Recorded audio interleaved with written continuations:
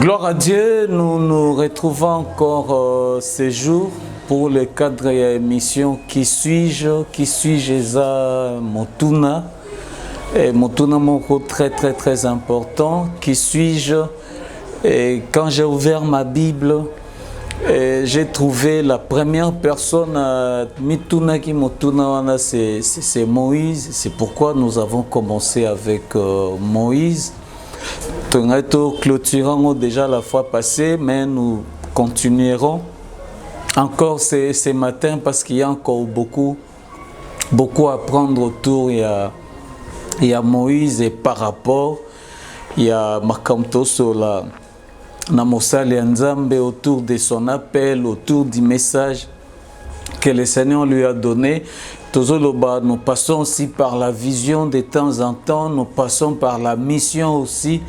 Au besoin, toujours frôler mon champ d'action, toujours kendanango malembe. Voilà pourquoi Tozana qui suis-je? Question, il y a Montaliboso, c'est Moïse.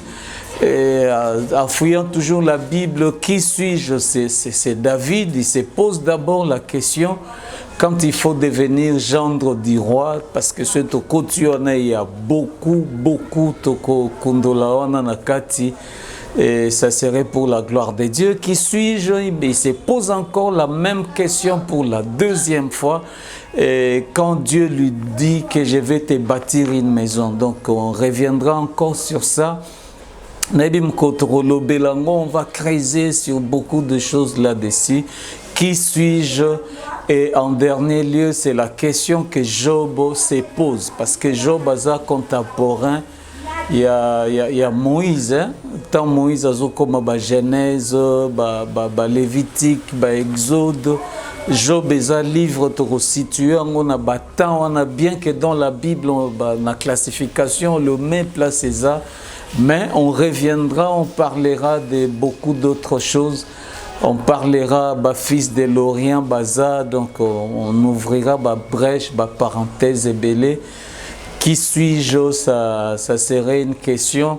C'est aussi le Singambo et Ancien Testament, quand on prendra le Nouveau Testament et qu'on l'attendzoto, parce que message balobaka et la parole a été faite chère, donc on l'attissa.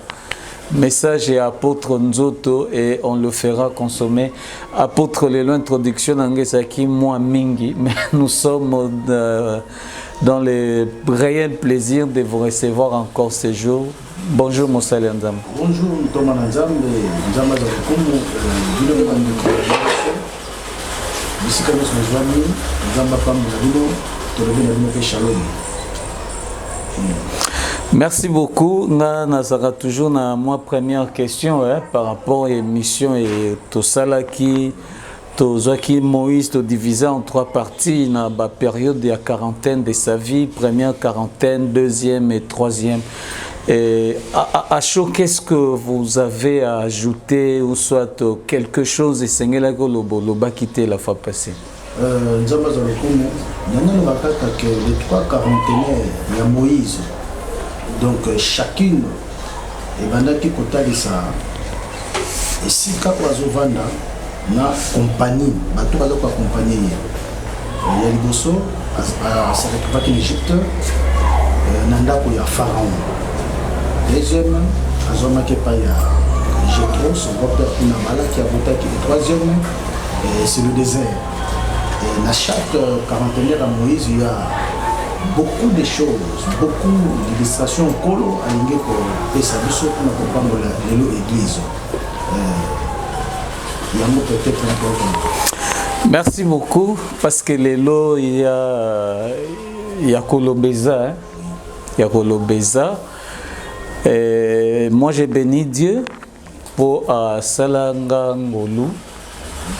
Ngolo à Salinga il y a kozana matoi ya oyoka mosali ya Nzambe ngolo asalinga koza pe na monoko ya kosolola na mosali ya Nzambe parce que je considère koyoka mosali ya Nzambe faut matoi ezala soki ezate okosimba ete koloba pe na mosali ya Nzambe na bangaka moni les amis de Job balobi na bango apparemment ce qu'il disait na bomoto c'est pas ça mais nzambazo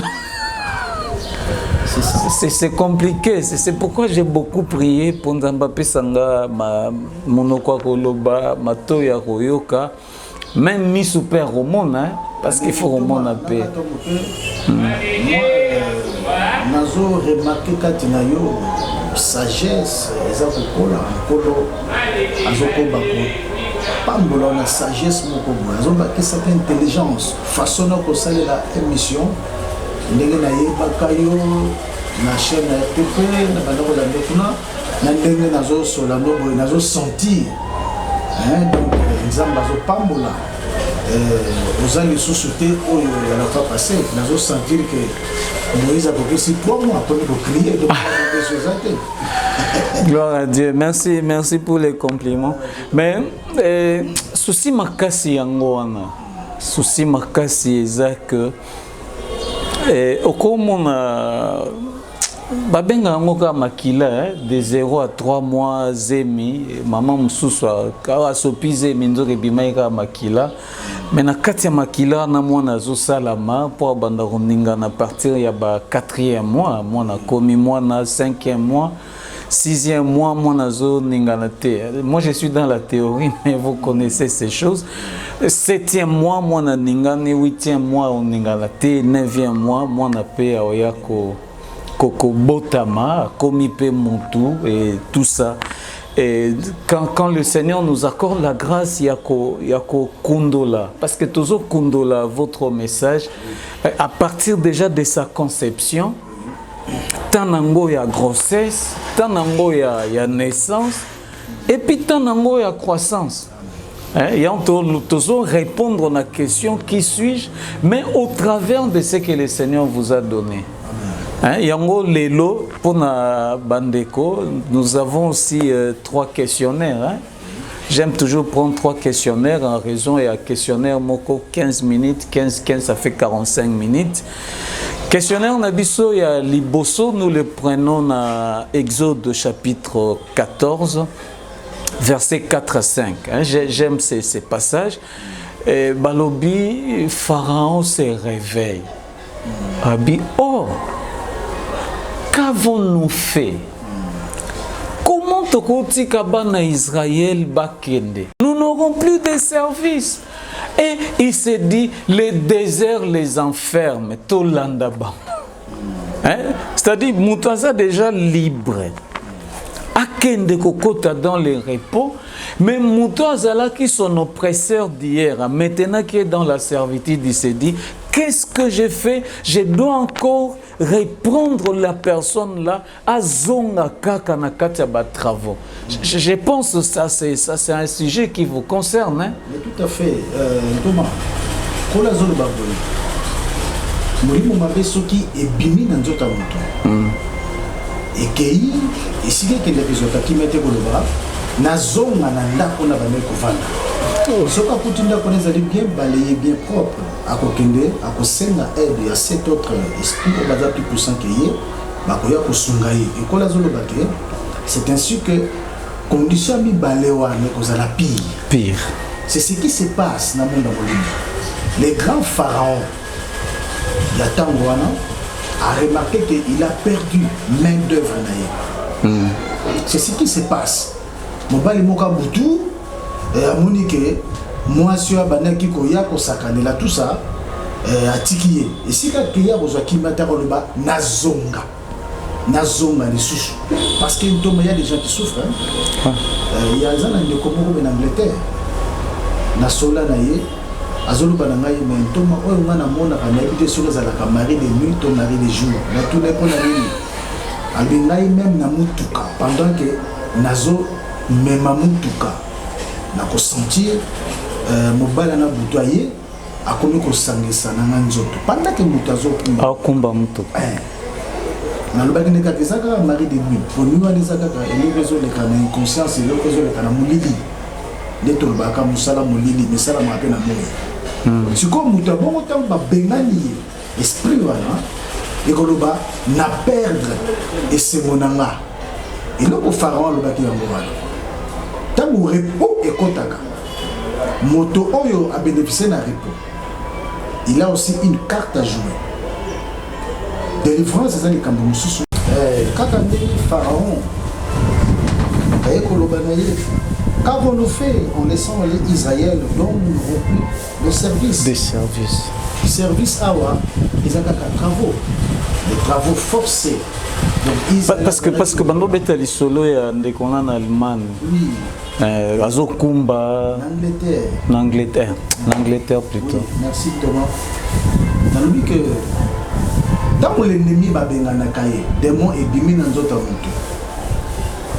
Et c'est la caté pour perdre main d'œuvre, et perdre essai, et perdre motomoko sur qui va imposer ma travaux.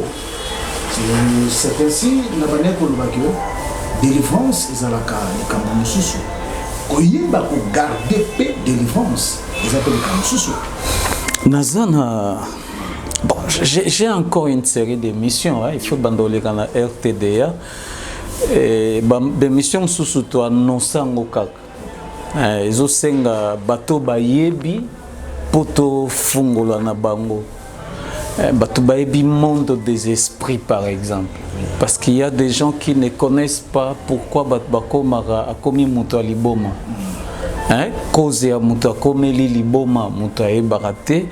Et ça peut na batu baye barate que deuxième monde existe. Ça na batu ndeto sur la boé bazali ba revena to benga ba revena batu bakota ba concert de fois na butu ba bimara 4 bazali au monde rapé bango beaucoup na rapé tout le monde yango na ba hôpitaux médecin là ti penza blouson mais c'est un démon, c'est un revenant.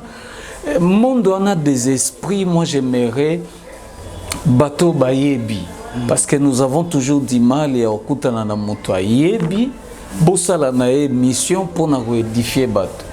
Mon monde moto yebi nete abeta lisola monde pandemonium nete soka masola na monde pandemonium ce qui kabbalistique nga benga ngo ba théâtre. Je dis il ne connaît pas et il appelle ça monde pandemonium, monde kabbalistique. Alors que nous devons connaître, nous avons passé au message, nous devons connaître. Voilà pourquoi, verset dans sommaire, j'ai pris juste le verset, mais Nazaki a besoin à partir de votre message. Il s'agit de celui qui était esclave, qui faisait des travaux pour un pharaon qui est déjà libéré, et que Pharaon cherche à ramener. Et moi, je considère que votre message doit être au milieu entre Pharaon à atteindre sous la personne libérée et ézoper la personne libérée pour qu'il ne retourne plus sous l'esclavage. Il y a Pharaon. Voilà un peu ma première compréhension, apôtre. Ouais, nous, on le fait mais parlant, il y a un monde, dans la folie, il y a un monde. Monde à milimo, surtout na batu bayebi. Solo dana un magicien, dans le but pendant un magicien. À Salabe Biloko, à Salina Bassoa, disant ma pasteur Biloko, Bayaka, il m'a parlé du 6e monde. Oui. Donc, le premier monde de Moutouza, le monde de M. Césali, une dimension à 6e monde. On les a dit qu'à Capona prépare le peuple de Dieu pour une parenthèse par rapport à quand on prépare le peuple de Dieu dans tout le repos car il sera bientôt dit 18h l'heure de se reposer. Ma mission, mon message, la préparer le tout, tout s'améliorer, tout briser. À Kotina repos. Il y a une nature na katikati ya Pharaon, na mutu à Kotina repos. Mutuana, faut abika lolenge moko boye. Au Pharaon, oyo akangaki mbali boso ko kaso kanga ete. Le mutuana e kosenga abana kolia bilei ya sika, aibana ko se comporter lolenge moko betoma. Parfois, on a beaucoup choqué. Il y a une soeur comme ça, tout semblait là, comme Bekini, qui possédait dans le Mobada Boutou. Après ce numéro, il m'appelle, aïe, Antonio Tubende Dona, tout solo de Naïe. Antonio a Suko, de défense, c'est mon colonel, c'est de défense, c'est Rasuko. Karasuko, bien évidemment. Et tant tout semble l'esprit a touché, la soeur est tombée par terre. Et l'autre dit, c'est Vanna Monaki. bokilo na ye ya baleko ya kosangana na ye et sert na ngobela malade ndeke de temps abane ko kwea malade ndeke il y a des choses ntoma bamonika mutosa ba crise épileptique nzoko na tango wana nde bokilo ye bazo sala makambo na bango monde molili eza tellement bizarre alors ye moka moni tango akei na butu amoni sur réaction na tonga zungi na bino j'avais senti que des mois fait là on a prié ils allaient pas malasuka moni mona kendaki la sœur on a beauté zoni pour molimo mabako cha masque na balinga ka bobisa nzoto na sœur qui toque zoni mais elle dit ni ma belle pour la sœur amonaki pona ye comment qui temps à récupérer le temps perdu allez comment bima demandé na babibali akufa. C'est ça, c'est une carte à jouer aussi de la part. C'est ça les mal. C'est pourquoi je vous ai mis au milieu. Tout à fait, vous avez raison. Je vous ai mis au milieu pour que Pharaon aille à représenter mon Lili et Ngambo, c'est la lumière. Parce que j'ai deux petites questions là dans Otuna. C'est ça. Les mondes des esprits. Apôtre Nazar, ils ont un souci dans mon thème, ils ont un souci. On n'est pas les dieux des esprits de toute chair, parce que nous devons connaître. Et comment même hébreu, monde des esprits, nous devons connaître. Mais au monde à Montoisa pressé, hein, dès qu'on l'appelle, il reçoit l'appel au ministère, directement il commence aussi l'église, mais il y a une reconnaissance, et tout ça. Il y a des sous-questions.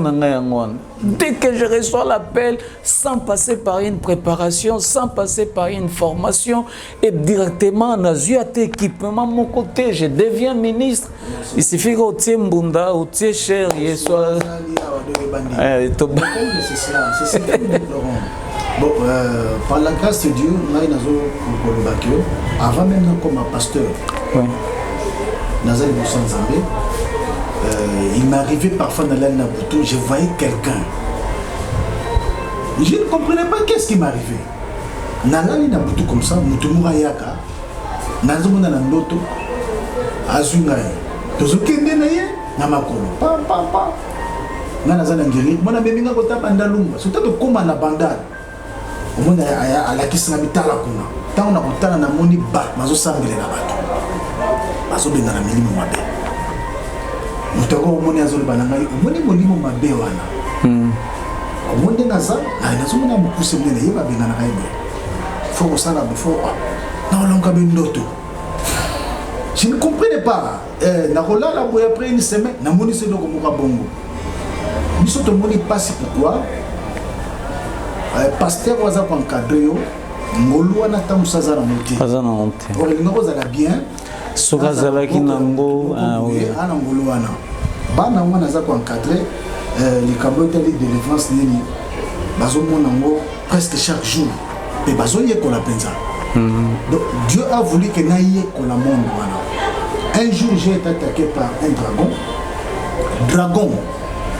Za nyamamoko boye nazo komona moté nulle part nazo kuna na zando so ke na dragon non. OK, c'est un être fabuleux mais qui n'existe pas. Mais la Bible on nous parle de dragon. Dieu a voulu que a représenté Satan dans le lenga d'Aragon. Alors un jour na yembi makasi na yembi na kipungi nazo mona na lali net naza dans l'espace. Tout le monde a mon dragon. Il y a mon nez bimi et sandeli na moto. On a la dia. Je suis dans l'espace. Dragon est sandi moto. Moto est belé pour ezwanga. Tandis comme pembeni. Na moni loko moki le kola mulangi. Et bombi ngai. Moto est touché mulangi wa leki. Et ça me moto 3 fois. Na la moki. Donc Nzambe alingaki na yekola mokili wana par rapport musala na o sala ka jour. Je bénis le Seigneur apôtre. Et on a dit eza tozana moi pasi ya kokuta na moto ayebi. Tozana moi pasi il y a même des ngasina yamba moto moko c'était na RTP asa spécialiste ya kobenga na bademo. comme on est chasseur de démons. Et quand je lui tends le micro, je dis, ce qui dit chasser les démons, et ça signifie crier au nom de Jésus. Comme elle est la moto. J'ai eu mal. Je n'ai même pas poursuivi l'émission avec lui. J'ai dit, papa, pardon. Toto tsikakara.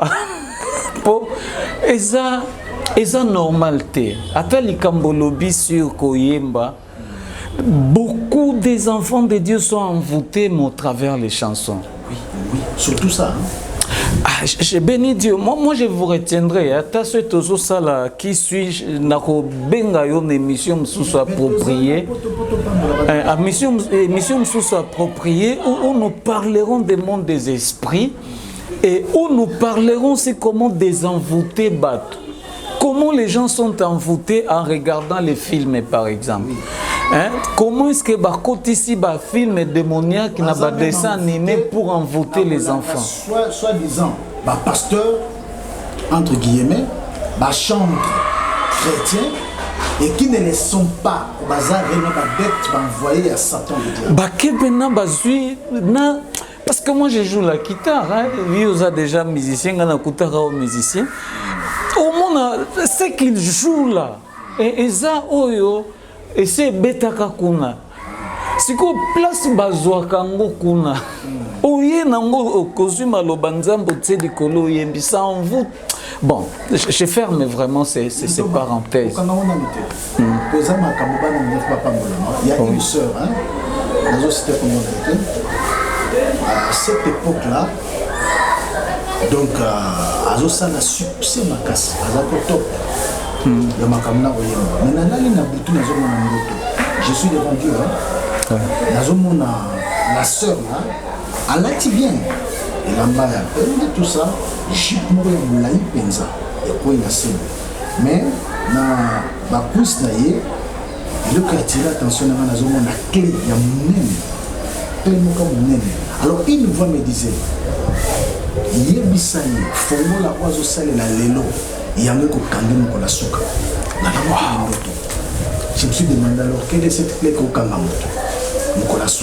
C'est que la sœur a un problème. Bon, tout souffrir, hein? Tous en RTDA, il y a beaucoup de choses. Il y a encore d'autres émissions. Auto annoncé car maintenant au Fongo Liangote. Parce que mon plus grand souci, c'est qu'on a un invité qui a la matière, et édifier plus d'un nombre. Hein? Nous sommes enfants de Dieu, nous sommes serviteurs de Dieu.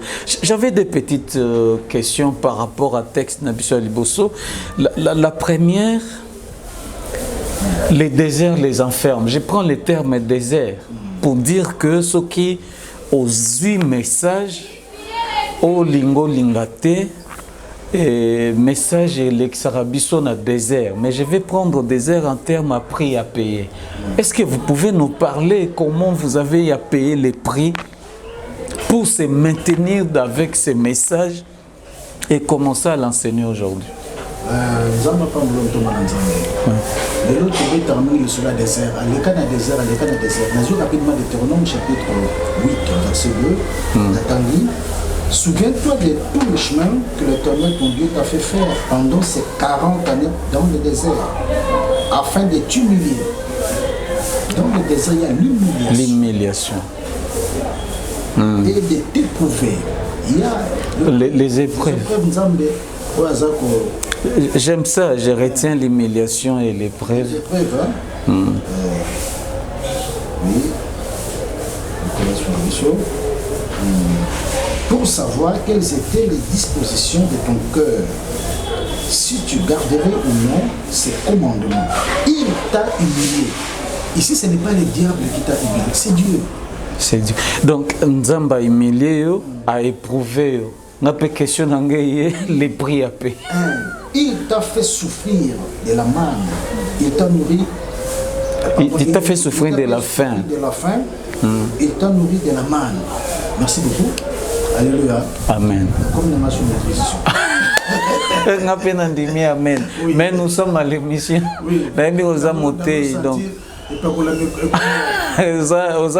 nous rentrons à l'émission. Sukoyo, il y a un prix à payer.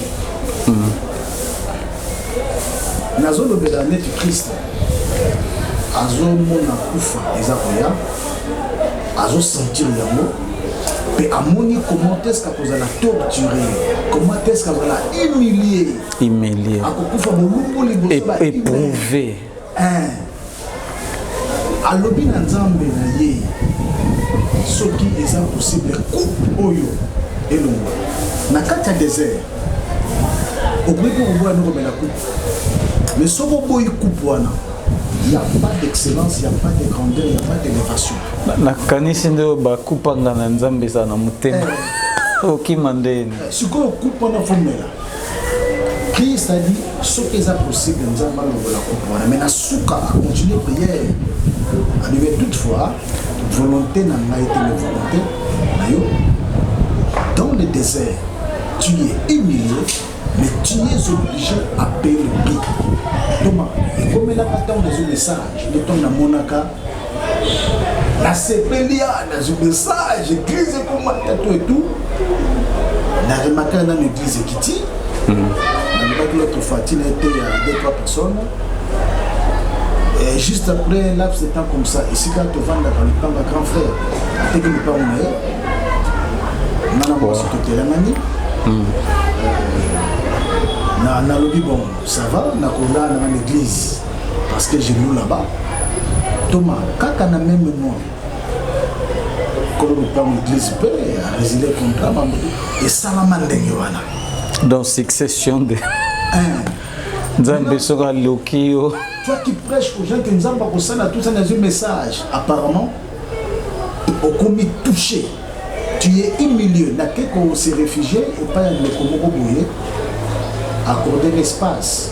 Mais je te dis que Thomas, fallait naître à Canada après 21h. Et puis Nabi Makapé Nanda Kouana à 5h. Pourquoi? Nazalek est juste pembé de la toilette. Tu vois? De ceux qui 5h et lesquels il y aura 6h, pour se soulager pour ça la mine. J'ai dit, pour ça, ma besoin de ça au Koko Yoka, mais sur le groupe de la on n'avait pas le choix.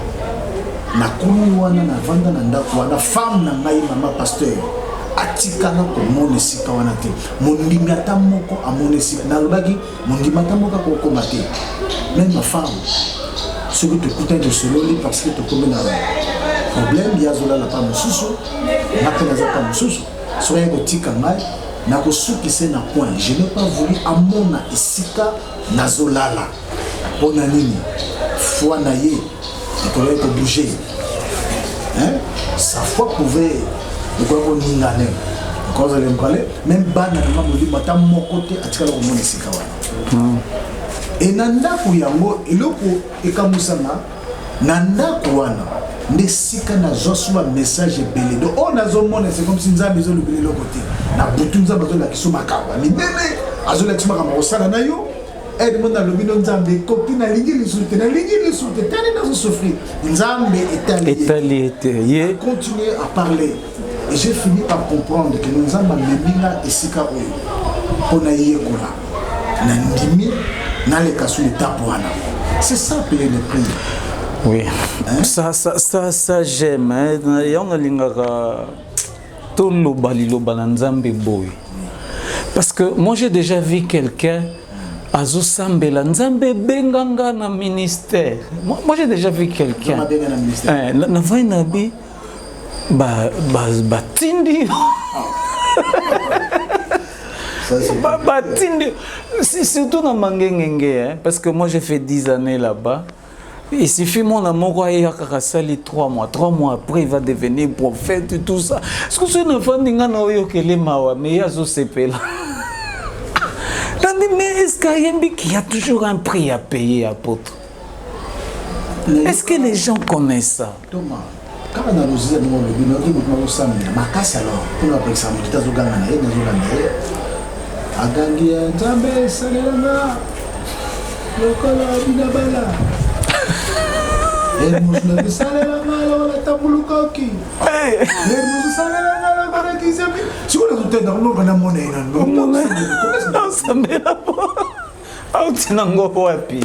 Tala. Et pas colami o ezala ki likola ntoma.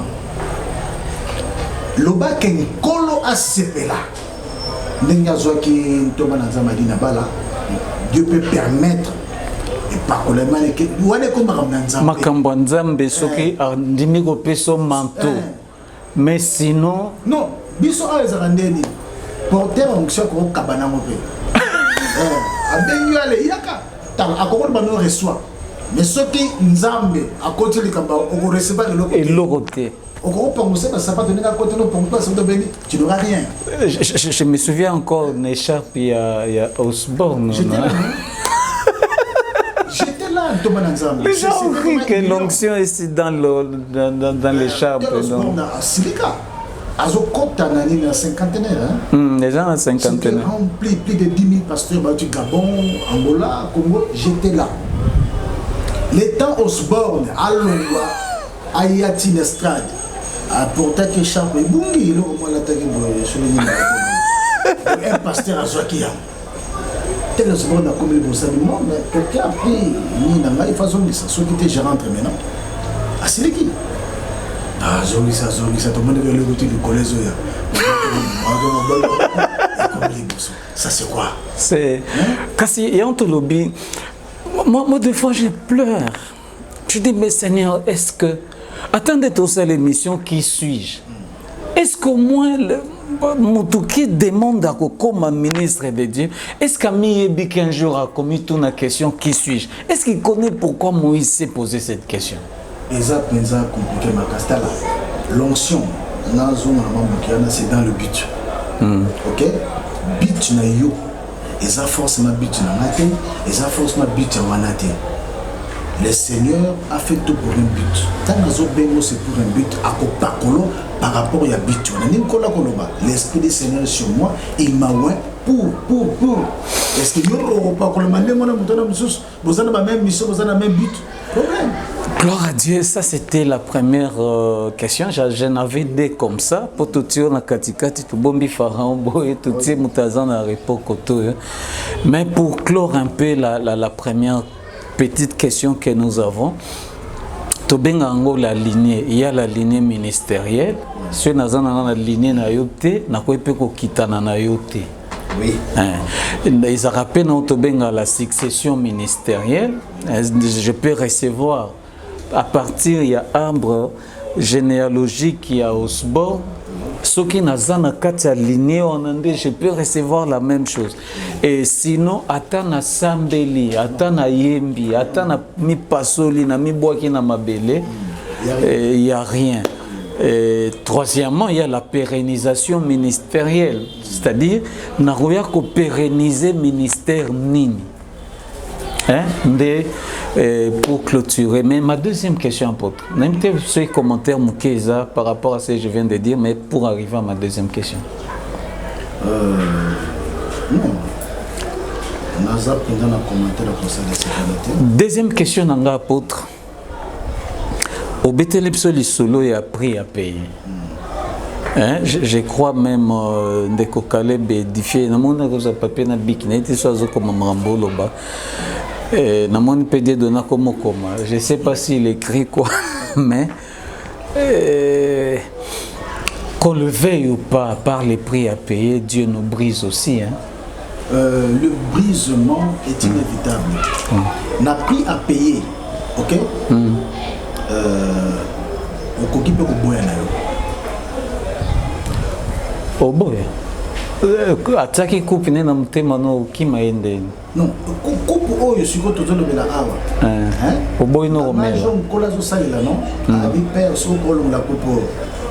Tout compte kola lingo da ba na obela na coupe moté.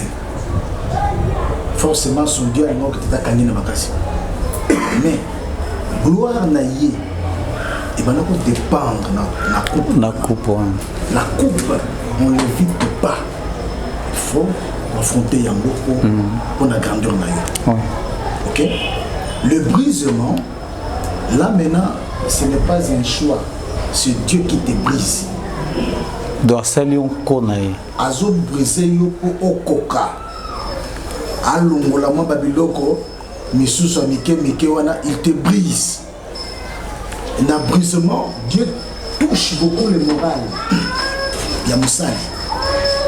Aux hommes, on a neti makamouza penza malamu te.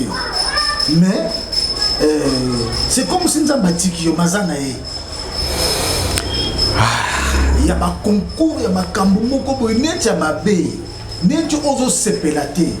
Mais yango wana Dieu permet ça là-bas. Pour ça, dans le bandé, il y a un évangile qui tombe sur cette pierre sera brisée. Sur qui la tombe, tout le sera écrasé. Donc, on a des marques en Nzambe. Nzambe na mosali na ye, tout mosali face à la brisée, obligé. Car un soldat, un civil a une armée. N'est pas qu'à faux parce qu'il fallait qu'il faut. Quand il n'est pas qu'on a la six kotanga na que les faux militaires mais ba ndeko la musu ba kendaka basulo basukali ba nini ba mata l'avion tamba ko mo na ba mela ma parents ba accompagnaka ba bana o le la na partir de ndolo makamba est-ce que tu as télémi alors fallait ba tumena ba civil ba côté avion bazo kende ezana ba kitité est-ce que tu as tout wana basaka nini oh nini agal sopango sopa yo moko tomoni sukali pour se préciser balana mabele po bana ne mata avion bazo ne mata en rampe malgré bilamba bazana ngo donc là bazo torturer bango moral na bazo longola bango pour civil bazo ke bazo banolé wana na awa bakay mata avion ndenge wana le Seigneur nous brise pour akoka kosale la biso siko ndenga lingi. Si on n'est pas brisé, tant que l'élévation pour yanzamba tomboli mutu na kosala. Ezana posa koloba apôtre. Mais minute pe azoki mamo mbangu. Mais posa kolobeza. Koloba nanga eza nanga nazwa monoko nzambe lokwa moto. Oh, il faut pela makasi pour orengana. Moto na ye wana pelisi wana yango brisement te pour oya kongala lobi so pe moto wana tumbaki nango yote pour ça pena zwa liloba monsieur zakana Job je suis noir mais je suis belle il y a c'est le soleil qui m'a brûlé et ça beaucoup so apôtre ndenge lobi wana moto ya nzambe nzambe azo permettre leka na moto ezate po abomayo na loba muke de kambia brisement il y a une sœur moi na moko molimo sœur Esther amona vision moko ya bongo vision amona na ibangisa pena ngai aina tonde na tuna koloti ni ya Kongo alléluia alléluia alléluia mobateli na biso alléluia alléluia alléluia makasi na ngai alléluia alléluia alléluia protection na ngai alléluia alléluia alléluia esengo na ngai alléluia alléluia alléluia protection na ngai alléluia alléluia alléluia esengo ya rema alléluia alléluia alléluia kimia na biso Jésus.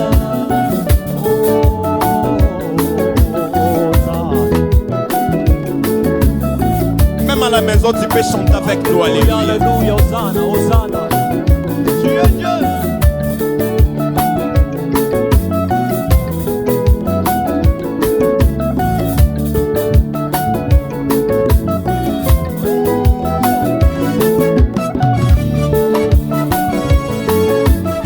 Est-ce qu'il y a quelqu'un qui peut pousser le cri de joie?